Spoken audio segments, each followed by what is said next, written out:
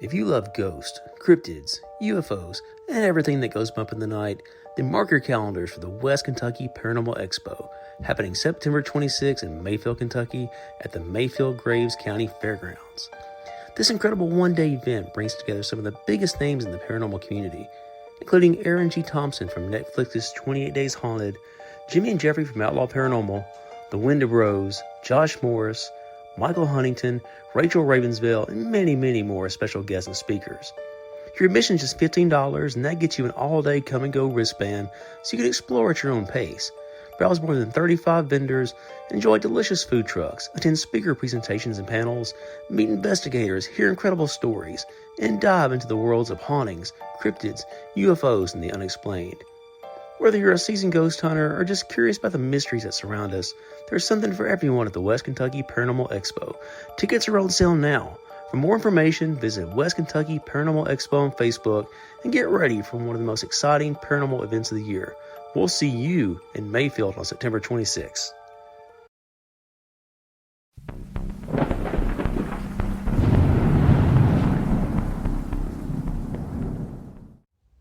On a hot, stuffy August afternoon in 1950, the Larkin Larkin General Store in Carter's Valley in Hawkins County, Tennessee, it was exactly what it had always been.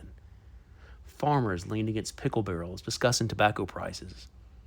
Children wandered between the shelves looking for penny candy while their mothers compared the price of flour, coffee, and sugar. Someone laughed near the front counter as another customer complained about the summer heat. There was nothing unusual about the man quietly standing against the counter. Nearly everybody knew Carl Waters.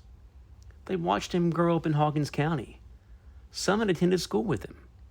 Others had worked beside him in the fields or shared meals with him at church socials.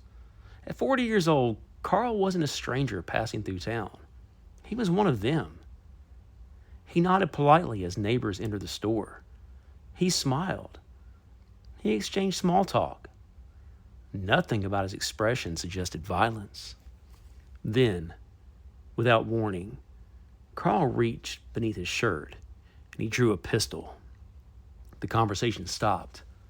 The laughter vanished. Every eye in the store turned toward him. Across the room stood 21-year-old Alberta Gibbons and her 44-year-old mother, Alta Woods. They had no idea Carl had been watching them. For a long moment, he simply stared. Then, in a calm voice that chilled everyone who heard it, he said, "This has gone on long enough." The first gunshot shattered the silence. I'm Alan Sircy, the American Hauntstorian, and this is Southern Ghost Stories. Long before anyone died that afternoon, before the gunshots echoed through Carter's Valley, before an angry mob surrounded the Hawkins County Jail, before newspapers across Tennessee tried to make sense of what had happened, Carl Waters had been convinced someone was slowly destroying his family. Not with poison, not with disease, but with witchcraft. To understand why any otherwise quiet man walked into a country store and murdered 2 women in broad daylight, you have to understand the mountains where he lived. Because in Appalachia, some beliefs refuse to die. The mountains of East Tennessee have always existed in 2 worlds. One is easy to see. Coal mines carved into hillsides, churches sitting beside narrow country roads, farmhouses surrounded by tobacco fields, families gathering on front porches after supper as the evening air cooled. But beneath that ordinary world was another one, a world built on stories. For generations, the people who settled these mountains carried beliefs with them across the Atlantic. Scots-Irish immigrants brought tales of witches, charms, curses, and people who possessed what they call the evil eye. Those beliefs mixed with Appalachian folk magic, native traditions, and generations of isolated mountain life until they became something uniquely their own. People spoke quietly about neighbors who could heal burns by whispering scripture, women who could stop bleeding simply by saying the right words, root doctors who knew which herbs cured sickness and which ones caused it. Most outsiders laughed at these stories. The people living in the mountains often didn't. Even during the middle of the 20th century, long after telephones, automobiles, and electricity had reached much of East Tennessee, belief in witchcraft hadn't disappeared. It had simply become something people discussed in hushed voices. If a farmer suddenly lost every cow in his pasture, someone might whisper that a trick had been put on him. If healthy crops mysteriously withered, someone would whisper, "Someone has cursed your field." If a family endured one tragedy after another, people sometimes stopped asking what had happened and began asking who had done it. Those ideas sound kind of foreign today, but 75 years ago, they were still very real to many people living throughout southern Appalachia. And somewhere in those mountains, one grieving man became convinced those stories weren't folklore. They were happening to him. Carl Walters had lived an ordinary life. He wasn't a troublemaker. He wasn't a known drunk. He wasn't a violent man. Neighbors described Carl as quiet, hardworking, the kind of man who kept mostly to himself. By the late 1940s, Carl had built the life so many mountain families hoped for. He was married. He had children. He worked hard. There's nothing remarkable about him. Then, everything began falling apart. It started with his health. Around 1949, Carl developed an illness doctors struggled to explain. He complained of feeling constantly unwell. Friends noticed he looked tired. He seemed distracted. Whatever was wrong with him, he wasn't getting better. Doctors had few answers. Medicine in rural East Tennessee wasn't always equipped to explain chronic illness. And when physicians couldn't identify a cause, families often searched elsewhere for explanations. Carl became convinced something unseen was happening to him. Then tragedy struck his family. His teenage son took his own life. There are few pains greater than bearing a child. Neighbors watched Carl retreat further into himself after the funeral. Whatever optimism he once carried seemed to disappear with his son. But the tragedies weren't over. Not even close. Before the family had time to recover, Carl's wife suffered a devastating accident. She fractured her hip so badly that everyday life became a struggle. And now Carl found himself caring for an injured wife while grieving a son and battling a mysterious illness of his own. 3 devastating blows, one after another. To most people, it was a heartbreaking coincidence. To Carl, it was proof. Someone wanted to destroy his family. And before long, he believed he knew exactly who had done it. His illness, it wasn't an illness. His son's suicide, it wasn't about depression. His wife's shattered hip, it was no accident. Every tragedy pointed back to the same 2 women. To anyone looking from the outside, Carl's beliefs made no sense. Alberta Woods had gone about her life like everyone else in Carter's Valley. So had her daughter. Neither woman had ever been accused of witchcraft, and there was no evidence they'd done anything to Carl beyond being related to him through a former marriage. But delusions don't require evidence. They only require belief. And Carl believed with every fiber of his being that as long as Alberta and Alta remained alive, his family would never know peace. August 1950 was unusually hot. Dust hung over the roads leading into Carter's Valley as farmers stopped by the Larkin Larkin Store for supplies before heading home. Inside, Alberta Gibbons was just 21 years old. She walked the aisles with her infant son. Her mother, Alta, browsed nearby. Neither woman noticed Carl watching them from across the store, but he'd already made his decision. There wasn't going to be an argument. There was going to be no warning, no chance for an explanation. In his mind, this was not murder. It was deliverance. The curse had to end. Carl slowly pulled the pistol from beneath his shirt. The conversation stopped. He looked right at the 2 women and then quietly said, "This has gone on long enough." The first shot struck Alberta Gibbons before anyone could react. The young mother staggered backward, mortally wounded. She collapsed onto the wooden floor. Customers screamed. Children cried. Some dove behind shelves. Others ran for the front door. Panic swept through that little country store in seconds. Alta Woods looked toward her fallen daughter in disbelief. But before she could escape, Carl turned the pistol toward her. She begged for mercy. Witnesses later remember the fear in her voice as she realized exactly what was happening. Carl didn't hesitate. He fired once, then again, then a third time. Alta collapsed only a short distance from her daughter. Silence briefly settled over the store. 2 women lay dead, and lying beside Alberta was her infant son, too young to understand why his mother would never pick him up again. It became one of the most heartbreaking images witnesses would carry with them for the rest of their lives. Carl Walters looked around the room. The curse, he believed, had finally been broken. Without rushing, without attempting to flee, he calmly walked out of that general store, and he surrendered himself to authorities. When questioned about why he had killed 2 defenseless women, Carl gave investigators an answer few expected. He insisted Alberta Woods and Alta had bewitched him. They had cursed his family. Everything that had happened, the illness, the suicide, the accident, had all been caused by witchcraft. He hadn't murdered innocent women. He believed he had destroyed the source of evil itself. News spread rapidly across East Tennessee. The murder shocked Hawkins County. People who had known Carl for years couldn't reconcile the quiet man they remembered with the killer now sitting in the county jail.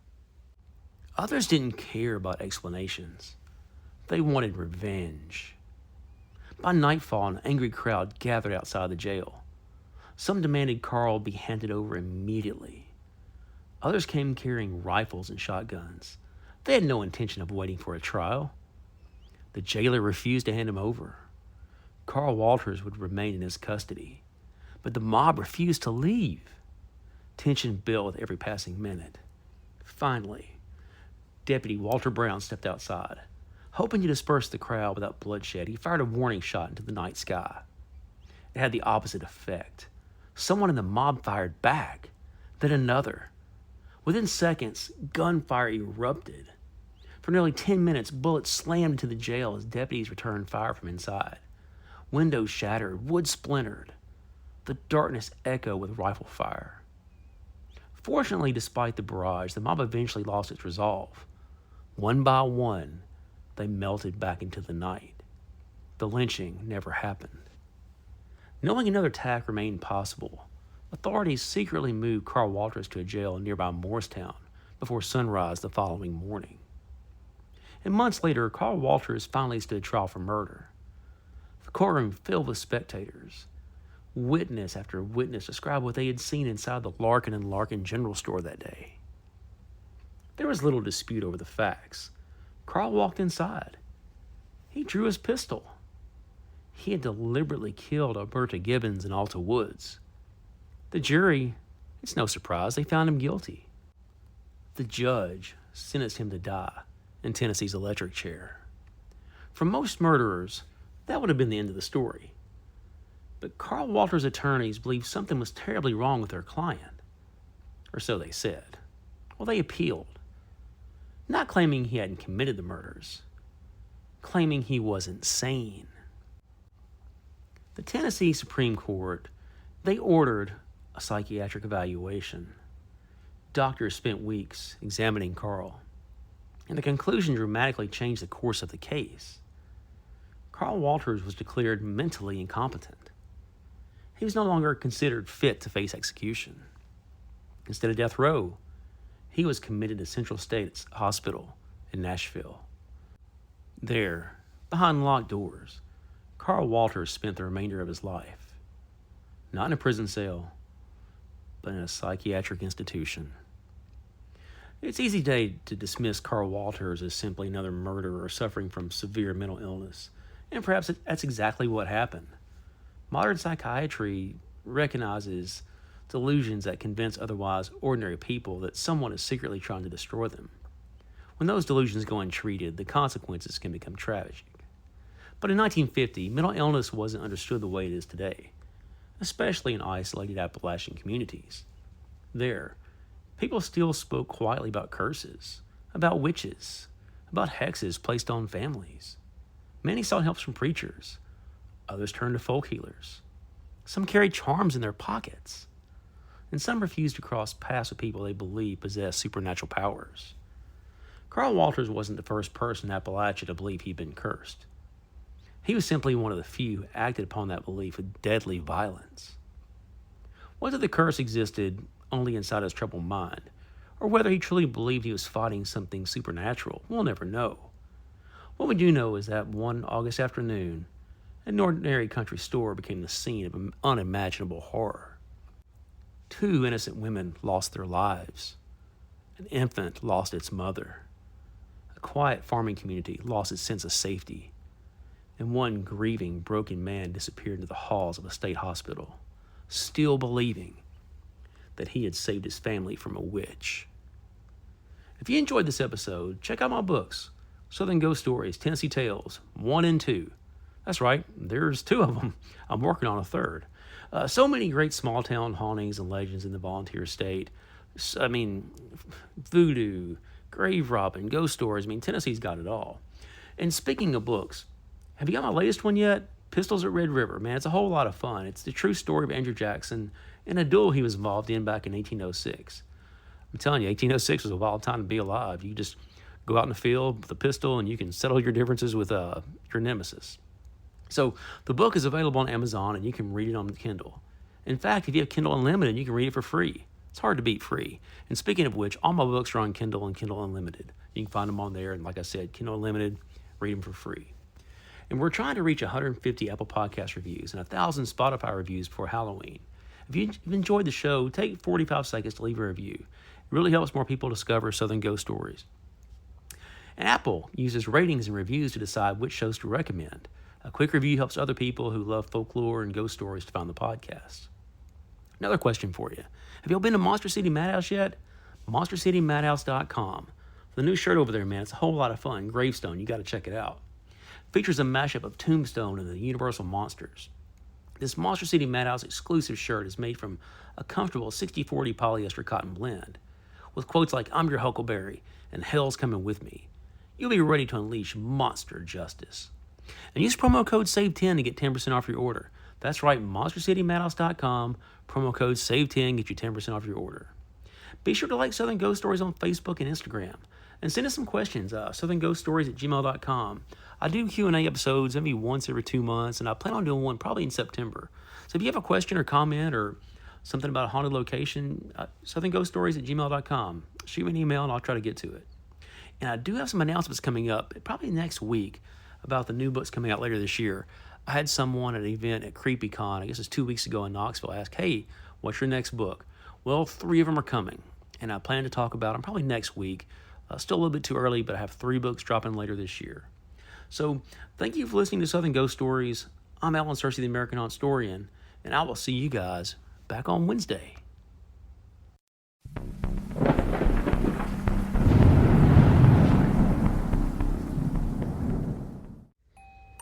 If you love ghost stories, folklore, and all things mysterious, you need to make a trip to Haunted in downtown Tullahoma, Tennessee. Just a short drive from Nashville, this family-owned Gothic shop is filled with the strange, unusual, and downright fascinating. This isn't a big box store full of mass-produced decorations. Haunted specializes in handmade curiosities, Gothic decor, metaphysical supplies, green witchcraft essentials, and unique pieces created by independent artists. Whether you're decorating or just looking for something you won't find anywhere else, Haunted is worth the trip. Visit them on 125 West Lincoln Street in Tullahoma, or shop online at hauntedstore.net.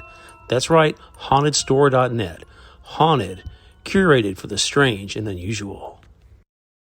Monster City Madhouse, a year-round online store full of Halloween and classic horror shirts, with an emphasis on the vintage look. Use code SAVE10 for 10% off your order. MonsterCityMadhouse.com. Free shipping and financing's available.